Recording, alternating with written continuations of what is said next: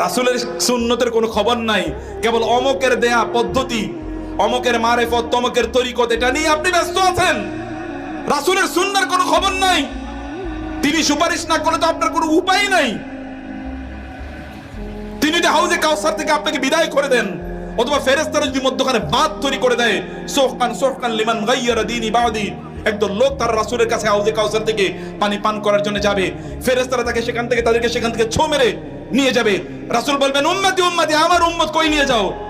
ফেরেশতারা তখন বলবেন যে না না, এরা আপনার উম্মত না, আপনি জানেন না যে আপনার পরে এরা আপনার ধর্মকে কিভাবে বিকৃত করে দিয়েছিল। তখন রাসূল সাল্লাল্লাহু আলাইহি ওয়াসাল্লাম বলবেন, নিয়ে যাও ওদেরকে, ওরা আমার উম্মাই না। রাসূলই রাগান্বিত হয়ে যাবেন সেই দিন। তো কে বাঁচাইবো আপনারে?